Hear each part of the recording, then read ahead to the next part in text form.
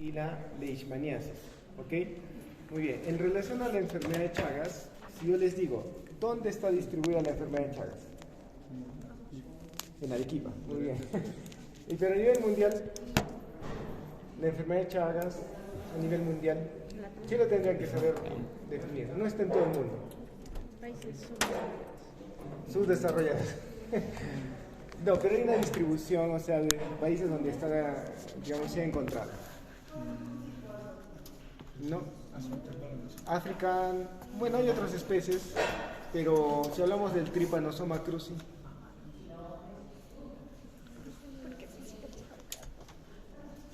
ya, está desde el sur de los Estados Unidos, o sea, México, todo Centroamérica y en toda Sudamérica, ya hasta Chile, Argentina, hasta la Patagonia, todo el sur de los Estados Unidos, hay un mapa, se ve incluso, entonces eso tienen que acordarse. Ahora, lo que tú dices de Arequipa está bien, pero habría que ver un tema. Es que hay vectores que transmiten la enfermedad de Chagas. ¿Cuál es el vector que transmite la enfermedad de Chagas? No, el parásito es Trypanosoma cruzi. ¿Y los vectores quiénes son? Las chirimachas, que son los triatominos, pero que hay hasta 3 géneros. Hoy hay hasta 3 géneros que pueden transmitir la enfermedad de Chagas. ¿Cuáles son esos 3 géneros? El Triatoma infestans, el género Triatoma, ¿no? Hay varias especies, la principal aquí sería Triatoma infestans, el género Panstronghilus y el género Rhodnius. ¿Cuál es el tema? Que en la zona sur del Perú está Triatoma infestans, o sea, Arequipa, Moquegua, Tacna, Hilo, ¿ok? Pero en el norte, ahí estaría Rhodnius y Panstronghilus. Entonces, no podríamos decir solo Arequipa, y depende también qué vector es el que transmite, ¿ya? Por eso, si les preguntan de forma coloquial, ¿cuál es el vector? Como lo he dicho muy bien, las chirimachas. Nosotros le decimos triatominos porque pertenecen las chirimachas a la familia Triatominae, ¿ok? Pero lo que ustedes deberían saber es que no solamente es el género Triatoma, sino género Panstronghilus y Rhodnius. Los 3 están tipificados como vectores de la enfermedad de Chagas. O sea, los 3 están adaptados al Trypanosoma cruzi. O mejor dicho, el Trypanosoma cruzi está adaptado a ese vector. ¿Ok? Muy bien. Eso está claro. Ya. Y en el caso de la enfermedad de la leishmaniasis, ya no les voy a preguntar a nivel global, pero al menos en el Perú, ¿qué han entendido? No, bueno, que hay uno en la sierra y uno... Que hay uno en la sierra y hay uno en la selva, ¿no? Ahora, no son las únicas 2 especies, pero son las principales especies, ¿ya? O sea, los mayores casos que se van a encontrar son por esas 2, pero hay otras especies también que están en nuestro país. ¿Listo? La pregunta ahí sí podría ser, ¿qué especie causa o es responsable de los casos, mejor dicho, en la sierra?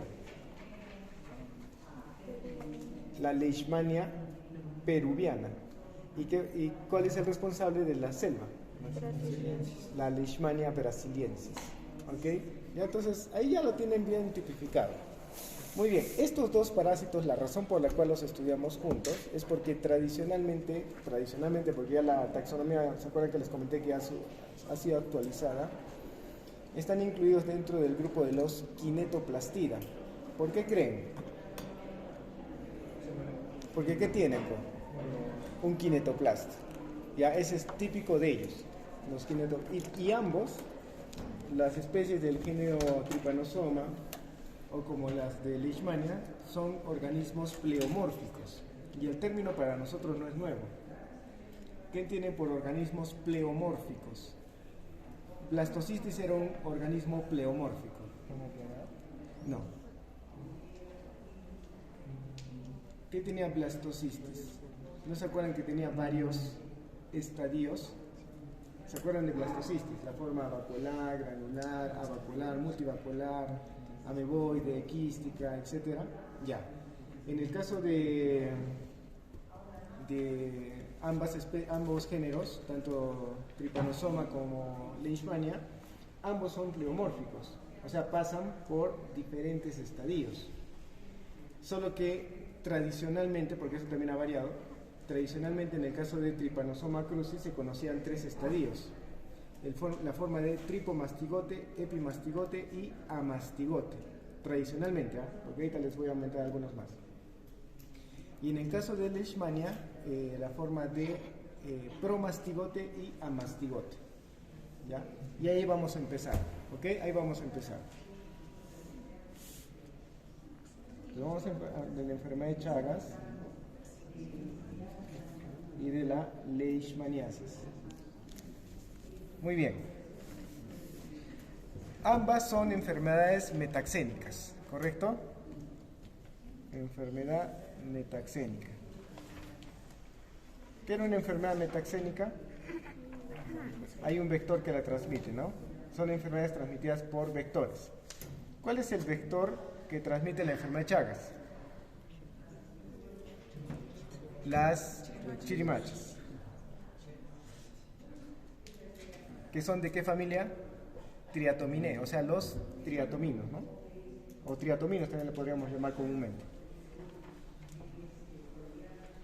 En los triatominos, ¿qué género se sabe que pueden transmitir?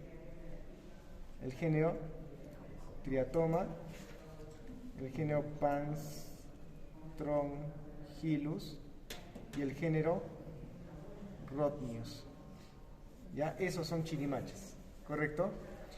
¿Quién es el vector que transmite la leishmaniasis? El mosquito Lutzomia, ¿no? Lutzomia. ¿Listo? El mosquito Lutzomia.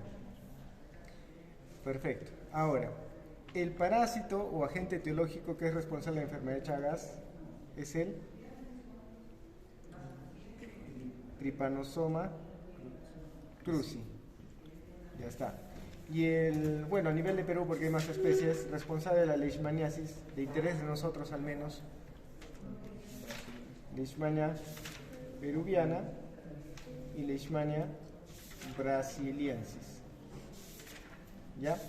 Entonces siempre se equivocan. A triatoma, a veces creen que es como ambos empiezan con T, triatoma, es el agente etiológico de la enfermedad de Chagas, triatoma, dice, ¿no? Triatoma es el vector. El agente etiológico es el parásito, Trypanosoma cruzi, ¿ya? Y lo mismo acá, se confunde, como ambos empiezan con L, mosquito Lutzomia y la enfermedad Leishmania, pero es más fácil, ¿no? Leishmaniasis, ¿cuál es el género? Leishmania, ¿ya? No deberían ahí equivocarse. Es un organismo pleomórfico, pasa por, tradicionalmente hemos dicho, 3 estadios, ¿no es cierto? Y aquí por 2 estadios. Ya está. Vamos a hacer la descripción más simple. ¿Ok? Ya. El primer estadio, que se llama el tripomastigote, ¿por qué se le reconoce? En cuanto a la forma. ¿Qué forma tiene? Fusiforme. ¿Listo? Fusiforme. Tamaño, 20 micras, aprox. 20 micras. ¿Ya? Características. Un flagelo libre. Flagelo libre. Ahora, para describirlo, donde está el flagelo, para nosotros eso es el extremo anterior de este parásito. Si se preguntan por qué, es porque donde está el flagelo, él se mueve en esa dirección. Eso uno esperaría que ocurra al revés, ¿no? Que el flagelo es lo que le da el impulso para moverse. No, acá es al revés. Donde está el flagelo, el parásito se mueve en esa dirección. Por eso se considera que este es el extremo anterior. ¿Ok? Tiene el núcleo en posición central. ¿Se acuerdan que era del grupo de los kinetoplastida? Ya, es que también cuando utilizan las coloraciones se pinta el kinetoplasto. La pregunta es, si el núcleo es central, ¿en qué posición está el kinetoplasto? ¿Anterior o posterior? ¿No es cierto? Posterior al núcleo, porque habíamos dicho que este era el extremo anterior. Y a partir de este, cerca, nace una membrana ondulante que recorre todo el cuerpo. ¿Ya? Repaso. ¿Cómo es el tripomastigote? Forma fusiforme, tamaño aproximadamente 20 micras. Tiene un flagelo libre, lo estamos viendo. Donde está el flagelo, ese es el extremo anterior. Núcleo en posición central. Y posterior al núcleo se encuentra el kinetoplasto. Y cerca de este nace un un flagelo asociado a qué? A una membrana ondulante que recorre todo el cuerpo. Ya, todo eso tendrían que aprenderse. ¿Listo? No está difícil. Vamos para el segundo caso, el epimastigote. ¿Ya? Igualito. Ya no les explico yo. Forma. Fusiforme. Tamaño. 20 micras. ¿Listo? Tiene un flagelo libre, que sería el extremo anterior, ¿no es cierto? Núcleo en posición central. ¿Qué entienden por epi? Sobre, ¿no es cierto? ¿Se logra entender? Epimastigote, que el kinetoplasto está muy cerca del núcleo, pero es anterior, ¿ok? Entonces, y a partir de ese, muy cerca, nace ahora una corta membrana ondulante. Esta era una membrana ondulante que recorría todo el cuerpo. Esta es una corta membrana ondulante. ¿Listo? No es todo el cuerpo, solo es cortito. La forma de amastigote, igualito.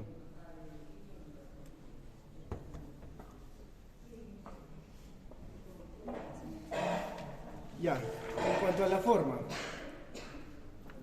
ovoide, ¿no es cierto? Muy bien, forma ovoide. El tamaño está entre 4 a 5 micras, ¿ya? 4 a 5 micras. Características, núcleo y... Ya, núcleo y... Ya, pero hay algo que está saliendo. Se ve el núcleo y el kinetoplasto. Generalmente el núcleo es excéntrico, no está en el centro, sino está a un costadito. ¿Ok? Y tiene el kinetoplasto. Ahora, como bien han dicho ustedes, amastigote significa sin flagelo, ¿ya? Pero eso es en microscopía óptica. Se ha demostrado a través de microscopía electrónica que en realidad sí existe un flagelo, pero que ese flagelo está en un saco flagelar y no es visible. O sea, está, digamos, hasta que se convierte en tripomastigote, recién ahí se emerge el flagelo. Ahorita está en un saco flagelar. Pero cuando tú miras por microscopía óptica no se mira, por eso le llamaron amastigote. Pero eso entre comillas, ¿ya? De que no tiene flagelo. O sea, sí tiene, pero está en un saco flagelar, no es visible, no está expuesto. ¿Ok? ¿Sí? Perfecto. ¿Dudas? Ninguna. ¿Ya? Les había dicho hace un momento que habían incluso 2 estadios más, ¿no es cierto? En realidad van a ver que acá, en el ciclo de vida lo vamos a resolver, ya todos los estadios que pueda haber. Vámonos al caso de Leishmania. Leishmania, me he equivocado, solo es uno. Me he equivocado. Un borrador, ¿alguien tiene lápiz? Porque si no se van a... No importa, sacrificaré el... Sí, tenía. Es que lo ando cuidando. Ya, no hay problema. Listo.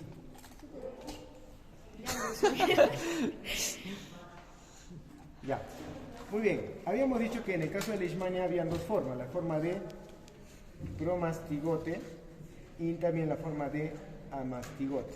¿Listo? El promastigote, en cuanto a la forma, también es fusiforme, ¿correcto? En cuanto al tamaño, también 20 micras. Y en cuanto a las características, igual, tiene un flagelo libre. Donde está el flagelo libre es el extremo anterior. Tiene también un núcleo central, igual que el otro. Y el kinetoplasto también es anterior. Pero ¿cuál es la diferencia? Porque aquí coinciden algunas cositas. Pero ¿cuál es la diferencia? O sea, en la descripción en ambos el kinetoplasto es anterior, pero aquí es próximo al núcleo. Y además, ¿qué había? Una corta membrana ondulante. En cambio, en el promastigote es anterior y no tiene membrana ondulante. ¿Sí? También claras las diferencias, no hay forma de equivocarse. ¿Ya? Y el amastigote no se los explico porque en la descripción es morfológicamente semejante al amastigote de Chagas. O sea, ovoide, con su núcleo excéntrico, su kinetoplasto y entre comillas que no tiene flagelo, porque está en un reservorio flagelar. ¿Listo? Perfecto. Entonces estamos excelente ahí. Vamos a hacer el ciclo de vida. ¿Ya?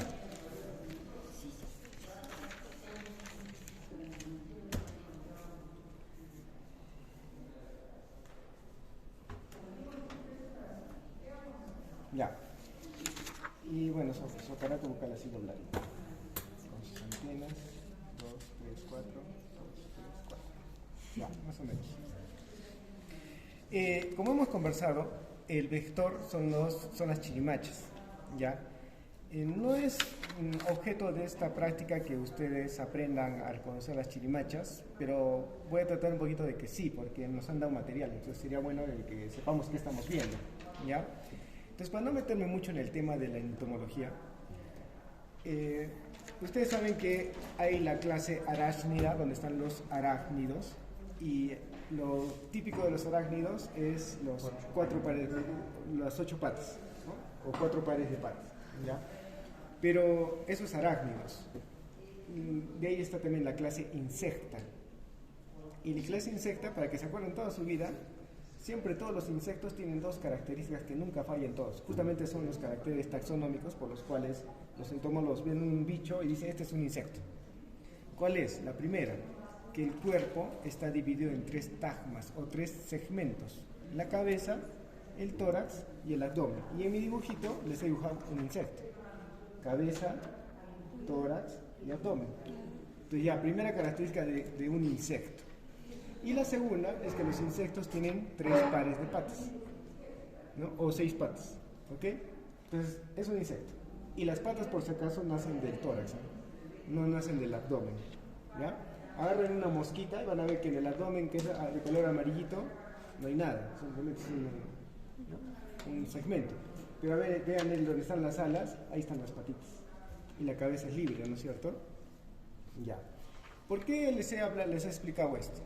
Porque si bien es cierto, o sea, ya tú sabiendo que así es un insecto, ahora los insectos también pueden ser de otros tipos.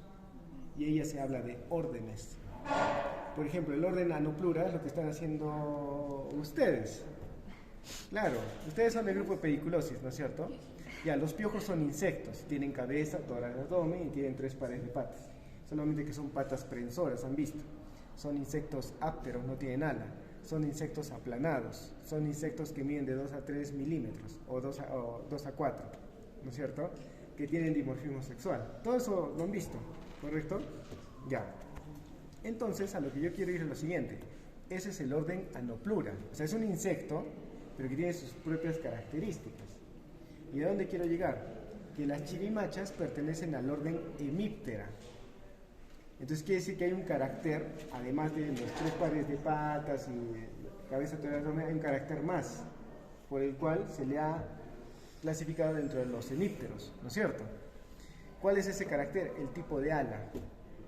Los hemípteros tienen hemiélitros. Entonces la pregunta es, ¿cómo es un hemiélitro? ¿No es cierto? Un hemiélitro es un ala, a ver si se entiende, en la cual la mitad del ala es coriácea, durita, y el resto del ala es membranosa. ¿Se entiende? ¿O no se entiende?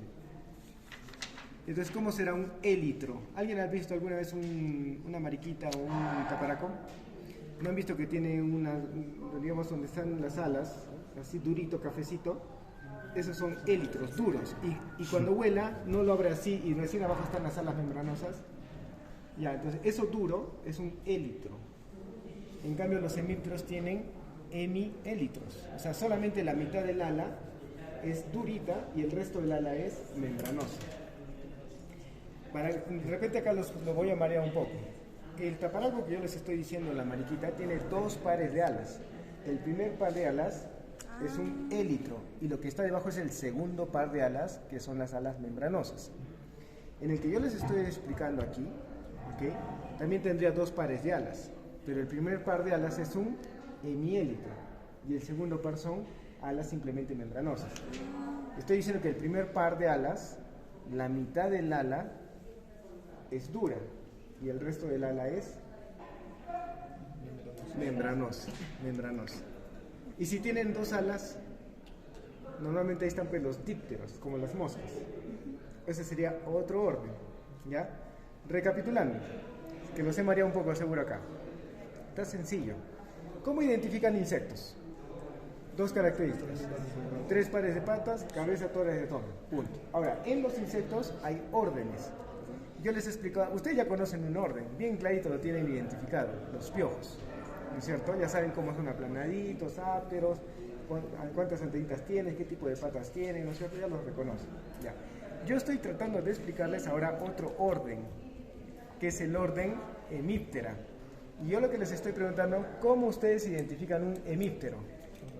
Por las alas. ¿Qué tipo de alas tienen los hemípteros? Hemiélitros. ¿Cómo es un hemiélitro? La mitad es durita del ala y el resto del ala es membranoso. Ahora, puede tener que el segundo par sí sean completamente membranosos, ¿no es cierto? No hay ningún problema. ¿Está claro? El problema es el siguiente, que lo que yo les he dibujado acá es un hemíptero, pero pueden haber hemípteros fitófagos, que no necesariamente son los vectores. ¿Cómo reconocemos ahora dentro de estos hemípteros a las chirimaches? Por el color, algo por ahí va. Tú sí sabes. ¿Quién se ha dado cuenta? Por su boca no. Eso de ahí, por ahí. Hay una estructura en el abdomen que sobresale, que tiene manchas oscuras y claras. ¿No han visto? Ya, ¿no han visto esa estructura? Eso se llama conexivo. Conexivo. Y es típico de los triatominae. ¿Ya? O sea, de los que son, o sea, el orden hemíptera hay varias familias. Y una de esas es los triatominos, ¿no? Les estaba hablando yo de triatominos. ¿Qué caracteriza a los triatominos? El conexivo, y que además son hematófagos. ¿Ya? Entonces lo que he tratado un poquito de explicarles es que una cosa es el orden, que abarca incluso fitófagos. Nosotros estamos tratando de identificar la familia de los vectores. Entonces, lógicamente, tiene la característica de insecto, porque está pues en la clase insecta. Lógicamente tiene la característica de los hemípteros, porque está dentro del orden hemíptero. Pero ¿qué es propio ya de ellos? El conexivo, para reconocerlo. Entonces, ¿qué ocurre? Porque les va a pasar, esta clase es importante. Cuando alguna vez, en su serum más es probable que les pase, están en el serum, les ha tocado, como han dicho ustedes, en Arequipa, Moquegua, en Tacna, hacer el serum. Podría ser que haya la enfermedad, porque toca pues en zonas, en pueblos, ¿no? Entonces, ¿qué ocurre? Les van a tener, mire, acá tenemos un vector de la chirimacha. Entonces, ¿qué tienen que hacer ustedes? Verlo, ¿no es cierto? Lo van a ver.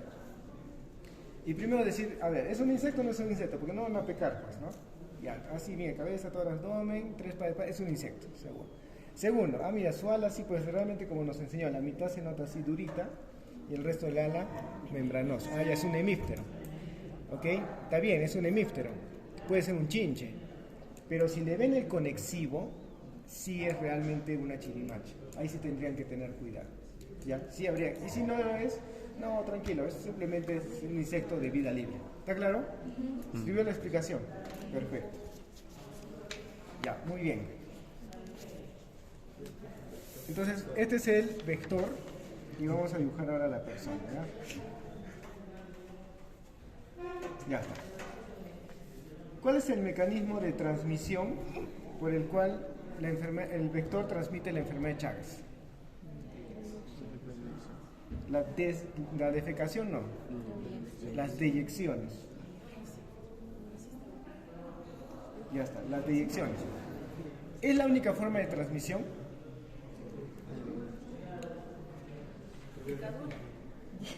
No, la picadura no. ¿Cuál? Inyecciones, ya sería una forma, inyecciones. Otra. Deyecciones. Ya, es que, ok. De repente, a ver. Ya esta es una persona durmiendo. Acá está el insecto. Ya está. ¿Alguien se entiende acá? No sé si lo he dibujado bien. Esta es la cabeza, el tórax y el abdomen. ¿Ya? Y ahorita se está alimentando. Ya. No puede ser a través de la picadura la transmisión, porque no están los parásitos en las glándulas salivales. ¿Dónde están? En el intestino posterior. Entonces, cuando se alimenta, aumenta su volumen del abdomen y defeca. En ese mismo rato. Y el tema es que, como dice su compañero, lo que están en las heces del triatomino son los tripomastigotes metacíclicos. ¿Ok? Entonces, ¿cuál es el problema? ¿Por qué consideran como el mecanismo de transmisión las deyecciones? Porque cuando defeca, acá están los parásitos en sus excretas, ¿ya? Pero el tema es que como deja una lesión, ¿ya? Y causa prurito, la persona se rasca, y al rascarse, ¿qué trae consigo? A esa puerta de entrada, los tripomastigotes metacíclicos. Entonces el mecanismo de transmisión son las deyecciones, ¿ya? Las deyecciones, principalmente, es el principal mecanismo de transmisión. Pero, ahorita vamos a hacer la pregunta, ¿ya? ¿Se entendió por qué las deyecciones? ¿Cuál es el estado infectante? Los tripomastigotes metacíclicos. Pero hay un tema aquí. Cuando yo les estaba explicando de qué estadios les he hablado, solo tripomastigote, epimastigote y amastigote. ¿Por qué? Porque en la forma de tripomastigote puede estar en el vector y se le llama tripomastigote metacíclico, porque viene de un proceso llamado metaciclogénesis. ¿Ok? Pero en la sangre del hospedero vertebrado también puede estar este mismo estadio, pero como está en la sangre, ¿cómo le llamarían ustedes? Tripomastigote sanguíneo, pero morfológicamente ambos son iguales. Entonces cuando decimos el tripomastigote metacíclico es porque viene del vector, porque en el vector se da la metaciclogénesis. ¿Está claro? Ya. Muy bien. Entonces, ya sabemos que el estadio infectante es el tripomastigote metacíclico. Lo conocemos, ¿no es cierto? Fusiforme, con su flagelo libre anterior, núcleo central, kinetoplasto posterior y membrana ondulante que recorre todo el cuerpo. ¿Sí? Perfecto. Ya, una vez que ingresa, o sea, la transmisión por deyecciones, el estadio infectante es el tripomastigote metacíclico. Una vez que ingresa este parásito, ¿qué ocurre? ¿Qué han leído? ¿Qué les han explicado? Se mete en una célula o un macrófago. Muy bien, eso tienen que tenerlo en cuenta. Hay dos vías, ¿ya? Este parásito puede entrar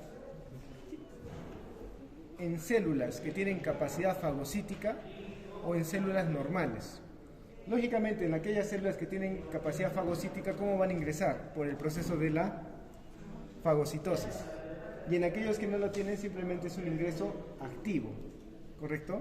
Pero en ambos casos, por ejemplo, acá ya se forma el fagolisosoma rodeado de los lisosomas, y adentro está el parásito, y acá simplemente también va a escapar de alguna forma, ¿no? De los lisosomas. Igual ahí, ¿ok? Lo que quiero que entiendan es lo siguiente: tiene mecanismos de evasión, de la destrucción, ¿ya? Y al final, lo que va a ocurrir es esto, y esto es lo nuevo, que se sabe, que un poquito no se explica. Perdón, lo he dibujado mal. Ya.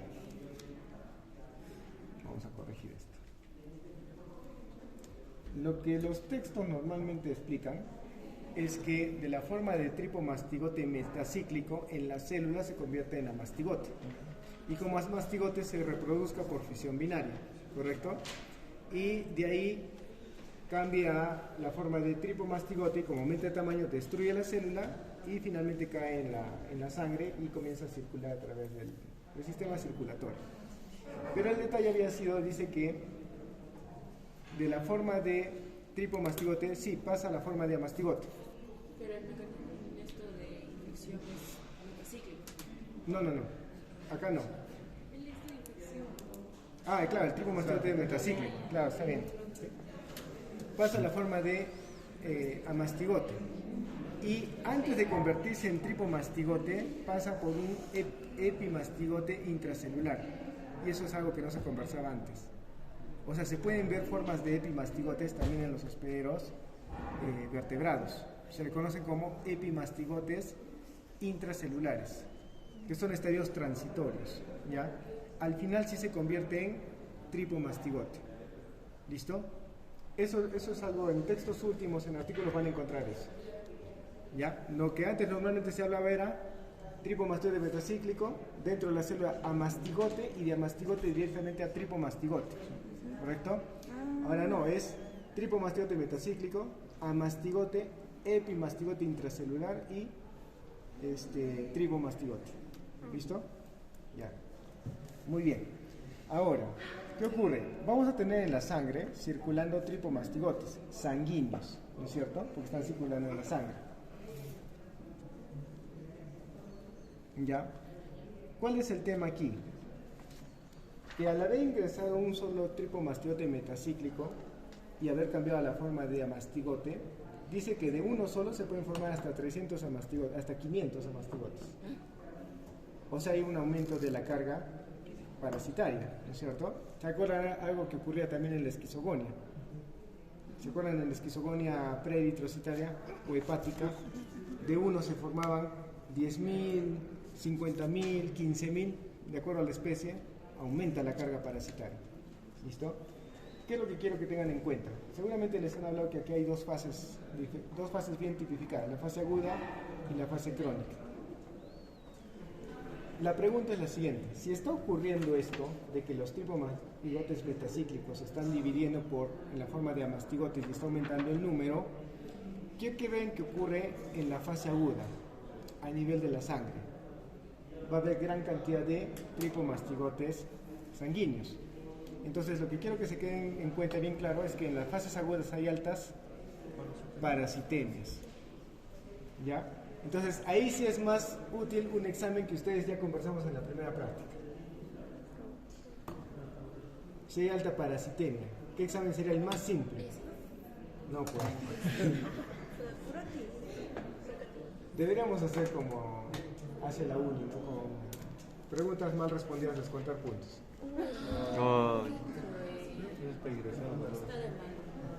No, pero también en la carrera, bueno. No, digo, deberíamos hacer eso. Pero para la admisión. En toda la carrera. Conocimiento real. Es que claro, pues, ¿cómo vas a decir eso? ¿Cómo vas a decir eso? No, está bien que hay que incentivar la participación. No, ya, pido disculpas. Está bien que hay que incentivar la participación, pero todo tiene límites también. ¿Ya? Entonces, no, pues si aumenta la parasitemia quiere decir que hay gran cantidad de parásitos en sangre. El frotis sanguíneo, o simplemente el examen directo de sangre, ¿no es cierto? Eso sería lo ideal, ¿ok? Ahora, ¿qué ocurre ahorita que hay gran parasitemia y hay gran cantidad de tripomastigotes sanguíneos?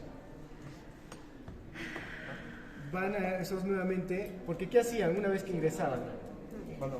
Van a volver a infectar células, pero ahora ya de diferentes órganos y tejidos, ¿correcto? Y al ingresar, ¿qué va a ocurrir? Se convierten nuevamente en amastigotes y comienzan a reproducirse. Y nuevamente destruirán las células y nuevamente irán a sangre, ¿ya? Pero a medida que avanzan los meses, la parasitemia va cayendo. ¿Pero qué aumenta ahora sí?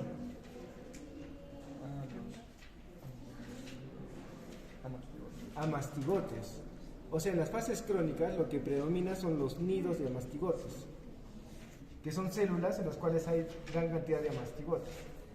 Y la parasitemia todavía hay, pero ya no con los picos que llegó en las fases agudas, ¿correcto? Entonces, ¿se puede hacer un frotis sanguíneo? Sí, todavía migrando algunos, pero ya no va a ser tan sensible como cuando estaba en una fase aguda, ¿correcto? ¿Y por qué les pregunto esto? Porque... ¿se los han llevado los dos? Sí. Mirko, un favor. Es el seno diagnóstico. Seno diagnóstico, ¿ya? Entonces, ¿en qué consiste el seno diagnóstico? Es que es un tema bien amplio, por eso se demora tanto tiempo. Lo que ocurre es que también los insectos o los artrópodos en general tienen metamorfosis. ¿Se acuerdan, por ejemplo, sí, no sé si el ejemplo creo de ustedes de las mariposas, ¿no es cierto? De los Pokémones, La poca evolución. Claro, el Caterpillar, el Metapod y el Butterfly. Ya, eso es una metamorfosis completa. Hay estadio de huevo. ¿Qué es el Caterpillar? Un gusano, una larva. ¿Qué es el Metapod? Una pupa. Y el insecto, pues ya el Butterfly. Ya, esa es una metamorfosis completa. El que ustedes están haciendo, Anoplura, tiene metamorfosis incompleta. ¿Qué quiere decir? Pasa por... ¿Solo dos? No, pasa por... O sea, estadio sí, pero pasa por ninfas, ¿no es cierto? ¿Y cómo son las ninfas? Morfológicamente semejantes a los adultos, solamente que son de menor tamaño y no tienen sus aparatos reproductores desarrollados, ¿no es cierto? Ya, ¿por qué voy a esto? Porque los triatominos tienen metamorfosis incompleta, o sea, pasan por ninfas, o sea, hay huevos, 5 estadios ninfales y los adultos. ¿En el de ustedes cuántos son? ¿Cuántas ninfas? No son 5. No. 3, muy bien. Yerti pues sabe y se queda callado.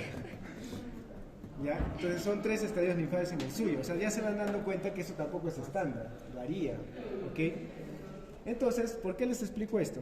Porque normalmente para el seno diagnóstico, quien aplica esta técnica es un laboratorio que tiene un insectario. Por ejemplo, aquí la profesora Nancy tiene su insectario. La puerta que está aquí al lado es la siguiente. Y en ese tiene chirimachas, pero chirimachas sanas. ¿Ya? Chirimachas sanas, que no tienen el Trypanosoma cruzi. ¿Cómo lo ha logrado? A estas chirimachas las ha alimentado con aves, con gallinas. Saben que las aves no le dan enfermedad de Chagas, ¿no es cierto? ¿Por qué? Han visto que es amplia la cantidad de reservorios que tienen la enfermedad de Chagas, pero las aves no. No desarrollan aves. El Trypanosoma cruzi no desarrolla aves. ¿Por qué? Cultura general. Lo van a sacar, por su conocimiento básico lo sacan. No se rasca. ¿Por qué? No se rasca. Voy a empezar a descontar pues. Pero,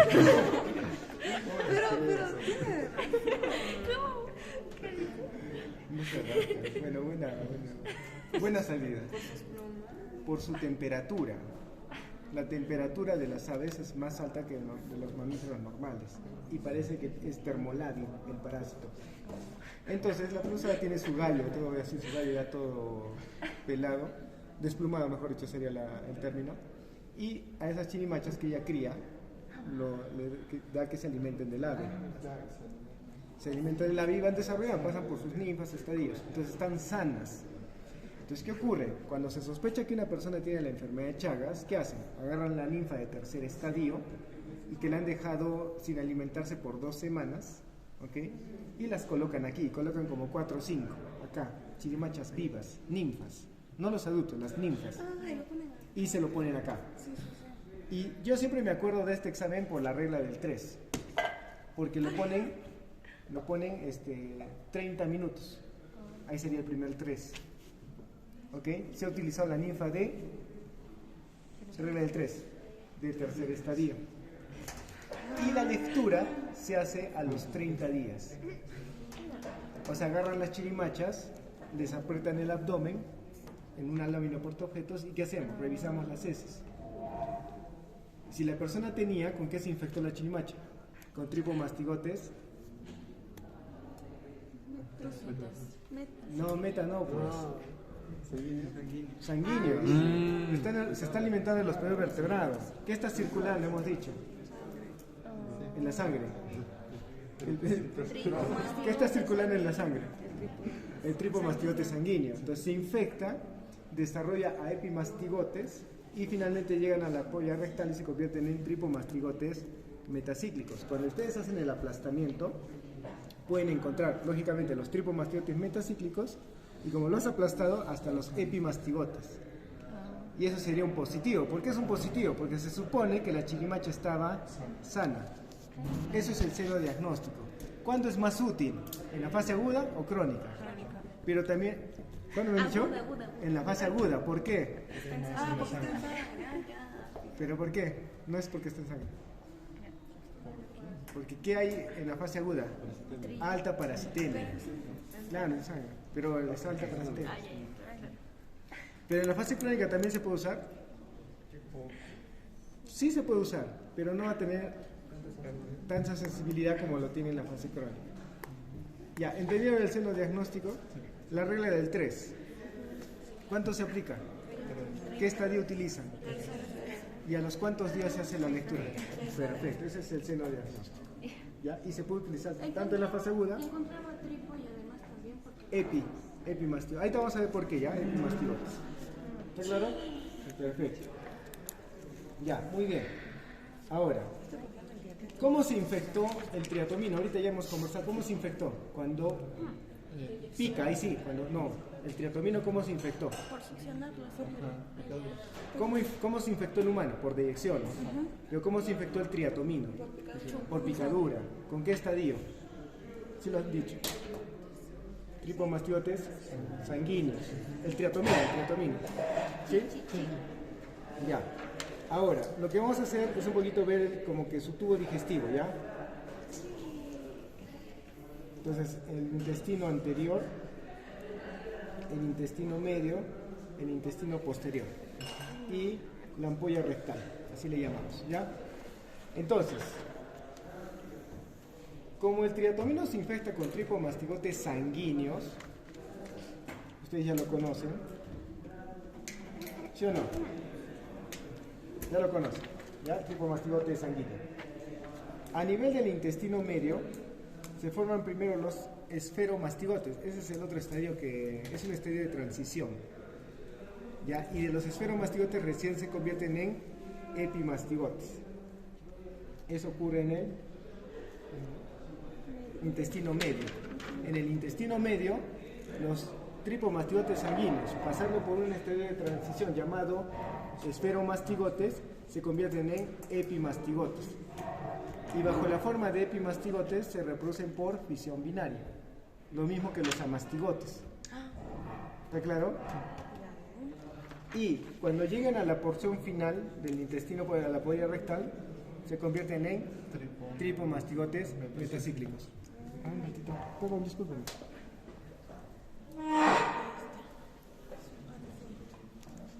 Lo que tenemos aquí son los tripomastigotes metacíclicos, cerca de la ampolla rectal.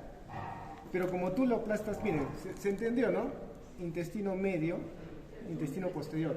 Como tú lo aplastas todo el abdomen, por eso es que cuando haces el examen se sale todito, los epimastigotes y los tripomastigotes metacíclicos.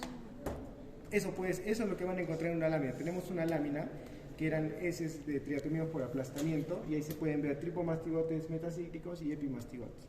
Y ya saben diferenciarlos, ¿correcto? Ya está, esa era la clase del día. En el caso de la